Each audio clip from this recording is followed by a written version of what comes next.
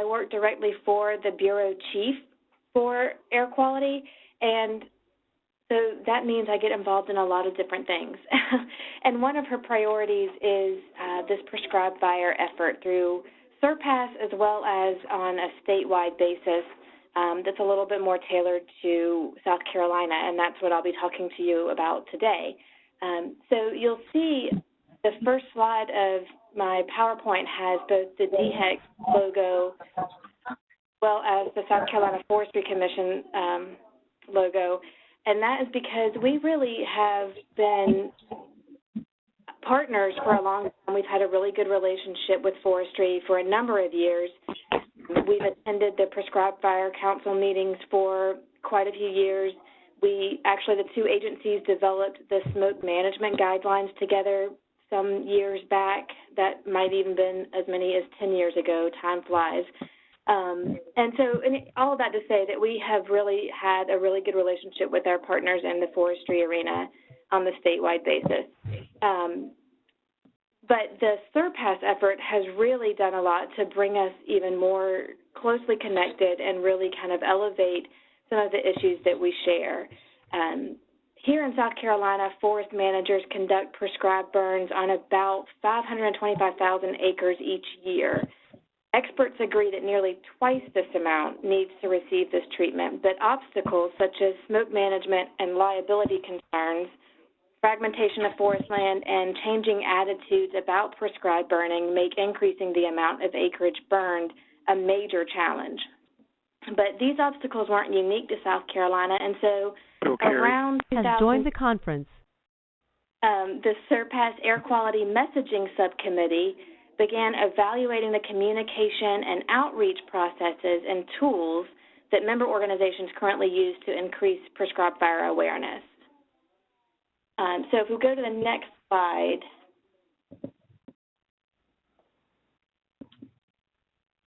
Lawra, is that the best way to do it?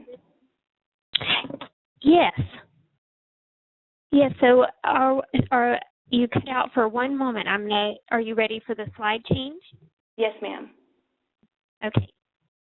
There we go. So about that same time, around 2010 timeframe, here in South Carolina, the Forestry Commission was also starting a campaign that used billboards to promote the use of prescribed fire in forest maintenance. And this is some examples of the types of pictures that they had. And the idea here was they have what looks to be very official people doing prescribed fires with their drip torches, and that the public would understand that these people definitely know what they're doing and it's very safe and done for a very good reason. Next slide.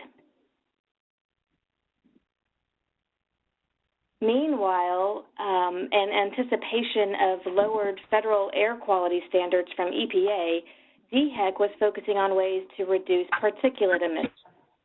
So DHEC also kicked off an educational billboard campaign, and its purpose was to increase open burning awareness, and it used dramatic pictures of various types of fires to demonstrate the risks involved with open burning.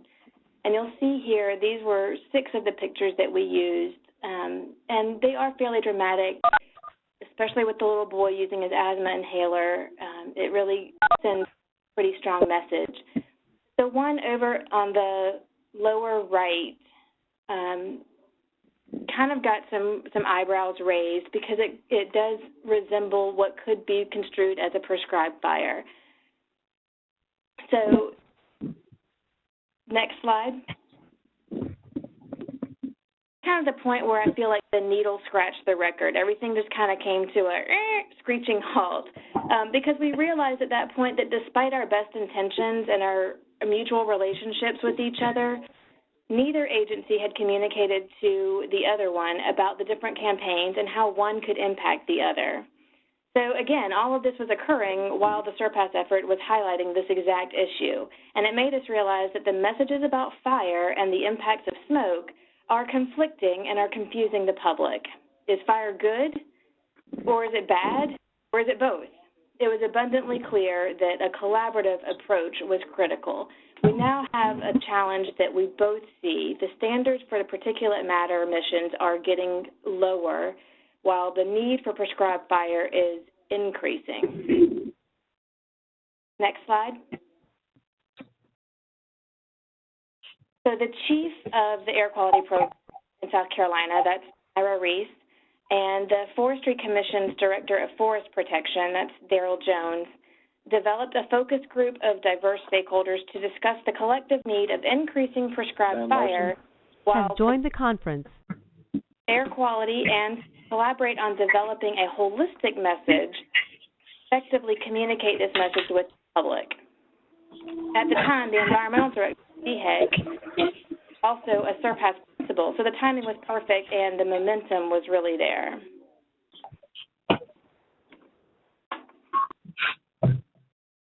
Next slide. The Prescribed Fire Focus Group consisted of about 15 representatives from county, international paper in Georgetown, Fort Jackson, a military base, Hitchcock Woods Foundation, which is a private forest here in South Carolina, the South Carolina Forestry Association, the South Carolina Forestry Commission, the Georgia Forestry Commission, the Coastal Conservation League, the University of South Carolina, the American Lung Association, and DHEC.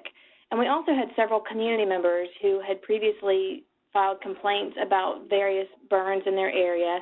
They were invited. At the first meeting, none of them were able to attend, but we'll talk a little bit more about that in a minute. So each person at that first meeting had a dedicated interest in prescribed fire and or smoke, but their reasons were varied and very broad. But quickly, the group recognized the diversity of the members' perspectives of prescribed fire and realized the broad scope of the issue. The Surpass Outreach and Communication Subcommittee initially took an inventory of existing information and outreach tools, but the members of the South Carolina Focus Group realized that the different campaigns had different messages, which led to confusion, but it also highlighted that there are different types of fires. There's prescribed fires, there's wildfires, there's open burning, and other things. Smoke from prescribed fires impacts industrial stakeholders concerned with non-attainment issues, as well as homeowners and drivers on the road. Bans on open burning potentially minimize fires and smoke, but create confusion for the public who see foresters and private landowners generating smoke from prescribed fires. The general public doesn't understand the purpose and necessity of prescribed fires and may only associate them with the smoke they create. So more awareness and education is needed to really communicate the distinction between the benefits of prescribed fires and the public health threat of illegal open burning. The message should be positive, focusing on the proper techniques used when conducting prescribed fires and the benefits to the local ecology and wildlife. Providing information about when and where the public may see smoke, promoting the benefits of prescribed fire, speaking to local groups, etc., will build community support and bring awareness to the differences between prescribed fires and open burning. Next slide. So the members agreed to work as a collaborative partnership to continue to develop and improve the holistic message and evaluate the effectiveness of communication related to recent prescribed fires. So we developed this goal that we wanted to make sure that we could always turn back to and evaluate our work against, make sure we're doing the work that needs to be done to achieve this particular goal. Next slide. The good news is that EPA is at the table and can see firsthand that the collaborative efforts that we are doing can meet both needs of the air quality and the forestry partners. We can meet our need for prescribed burning and protect air quality at the same time by working together. So working together can address everyone's concerns. We know that the burners follow extensive best management practices and use data tracking to minimize emissions and smoke. The collaboration will allow us to justify flagging air quality monitoring data if and when the weather shifts and prescribed fires impact a monitor. Flagging data just means we can exclude those events from attainment data sets. And EPA will be more likely to approve our justification if they've been involved in the collaborative process and have seen the amount of public notification and extensive documentation that was involved. Next slide. Over time, membership has increased as we've recognized different partners. And in fact, one of our meetings included a citizen who had been calling our offices because her granddaughter had been having severe asthma attacks from smoke. And when she came to the meeting, she was able to relay that she would like to be notified before a burn is going to take place so that she can make the necessary precautions for her granddaughter. Some people at the meeting were nervous about having her there, but we were able to build the trust. It ended up being one of our most productive and valuable meetings as a group. Also included representatives from the National Forest, the Savannah River site, and a forestry consultant, which has been really nice because we've discussed studies of actual events using air monitoring data to evaluate impacts from 3 different fires. We looked at the particulate matter concentrations as recorded by the nearest monitor and the wind speed and direction for each day, and we calculated trajectories indicating the direction the smoke traveled from each fire. The work group evaluated how the air monitors were impacted, what kinds of complaints from the public were received, and what kind of expectations the public has of the burners. We recognize that burning can impact ozone and PM 2.5 monitor readings, which PM 2.5 is the fine particulate. Location of the prescribed fire and wind direction can play the biggest role in pollution concentration monitor. But it's important to know that just because a monitor doesn't measure an elevated concentration doesn't necessarily mean that there are no impacts in other unmonitored areas. The impacts to monitors are important, but impacts to citizens are critical. So the work group has also discussed tools that are currently used to notify citizens of prescribed fires. Currently, burners use or have used door hangers on property owners' doors, letters to town and county leaders, automated notifications, various websites, reverse 911, and radio PSAs. But the work group would like to develop a brochure or talking points for speaking to groups, PSAs for YouTube, and lesson plans for schools. Next slide. So I thought you guys might be interested in seeing how we evaluated one of our case studies. We received a phone call on March 15th from a citizen in the Aiken, South Carolina area, complaining about the smoke impacting her health, not being able to breathe, and also not being able to see very far. Next slide.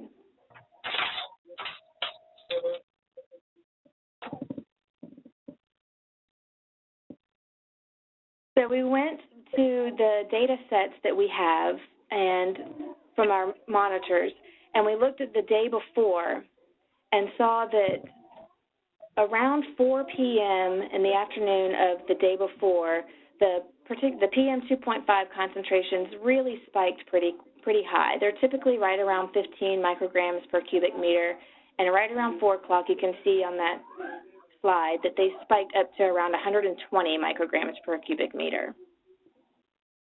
Next slide. DHEC staff use something called AirNow-Tech, which is a suite of technical data that is available to air quality professionals. It uses data from monitors all around the United States. So this is a map of the PM 2.5 monitors in the region. The color codes, and I'm not sure you're going to be able to see them, they're really small, but the color codes correlate to the concentration levels detected by the monitors. We looked at all the monitors in the area, and we saw lots of green and light green dots, which told us that the region's fine particulate levels that day were very low, and one red dot, which told us that a localized event had occurred near the monitor in Trenton, South Carolina, which is near Aiken. So we looked at the next slide. The wind speed and the wind direction that day to see where the smoke would have been coming from. This told us the winds were coming out of the northwest around the time of the elevated reading on the monitor. Next slide. This is a map of the smoke observed from satellites that took place over 12 hours on the day of the 14th. Next slide. And if you see on this one, there are red, green, and blue lines on the same map that I just showed. And these are the 12-hour back trajectories of air masses at 100, 500, and 1,000 meters above the ground. So think of this as a way to kind of rewind time to see where an air mass originated and the path it followed. This showed us that the air that impacted our monitor came right through the Francis Marion Forest. Next slide. Here is a close-up of that area. The red triangle, I don't know if you can see it, but it's a little, looks almost like a dot over on the left, upper left. That red triangle is the fire, and you can see the smoke plume surrounding it and how close the trajectory paths are to the plume. Next slide. This is a cross-section of the trajectory, which suggests that the air parcels at 100 and 500 meters, the blue and the red lines, were close to the ground as they passed through the area of the prescribed burn on the way to the Trenton site, the monitoring site. Next slide.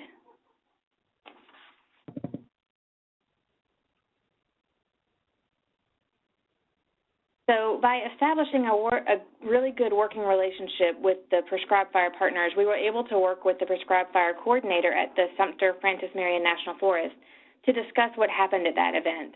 We found out that the weather patterns shifted after ignition, and it was far more dangerous to stop the fire than to just let it burn.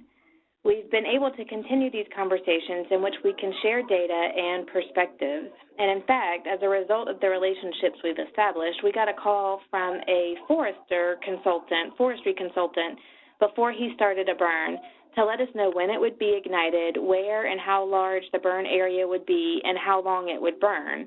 He wanted to see how the monitors would be impacted and whether or not we received any smoke complaints from the public. That particular burn was only about 90 acres, and it actually didn't impact any of our monitors, and we didn't receive any complaints. But the open lines of communication have been very helpful when we do have impacts on the monitors, because sometimes a prescribed burn can take place very close to a monitoring site. In this example on the slide here, a prescribed fire at Cowpens National Battlefield was conducted in the immediate vicinity of our ozone monitoring station. I don't know if you can see, but there's a little tiny white box or white dot on the picture hovering over the top of that trailer, and that is the air sampling inlet. The burning took place directly below the sampling inlet, leading to elevated ozone concentrations. Obviously, anybody that goes near there doesn't really tell that that's an air quality monitoring station, and so I'm sure whoever did the burning that day didn't know exactly what the impacts would be by having it that close to an air monitor sampler. Next slide.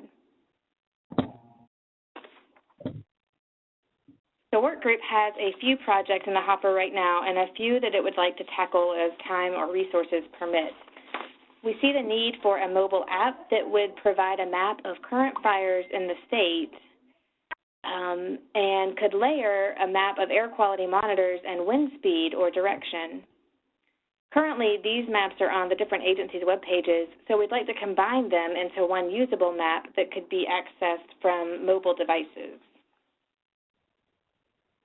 We're also working on educating meteorologists so that they can raise awareness during local weather segments. And we'd like to use social media such as Twitter and Nixle to spread information. We're working on developing a consistent announcement that can be posted in the newspaper or sent out via social media prior to each burn season. Next slide. So the takeaway message I guess, is that we want to encourage our partners to stay engaged nationally so that we can tailor the solution to South Carolina and avoid any federal mandate. We want to minimize smoke impacts to air quality and public health, and we want to continue collaborative partnerships with state air programs and communities. The bottom line is that even though air quality is getting a lot of attention right now with the pollution standards getting more and more stringent, we would never restrict prescribed fire because we see the value and the need for its use. Our strategy is really to work collaboratively with counties and local governments to limit open burning because there are cost-effective alternatives that minimize or eliminate impacts to air quality. We understand that the alternative to prescribed fire is far too expensive for our state and its citizens. So with that, I will be glad to take any questions. And I think the next, there we go, has my email address and phone number if anybody wants to contact me offline.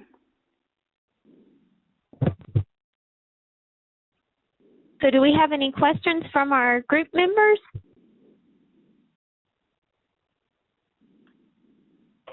Lawra, can you hear me? We can. Okay, great. This is Tom Ward, and I noticed you commented on, let's see, raising awareness on local weather broadcasts, something like that. Would that be something like TV news weather reports? Yes. Working. Yeah, that is something I've never seen before, but that I can see the value of that. So they would be able to say something like, there will be some prescribed burns conducted today. The smoke may impact these areas, something like that. Right, and the idea is to link it with the wind speeds for that day. They already help us a lot with our ozone forecasts, and so that was another avenue that we thought we could try to get awareness out by linking it through the different weather forecasts.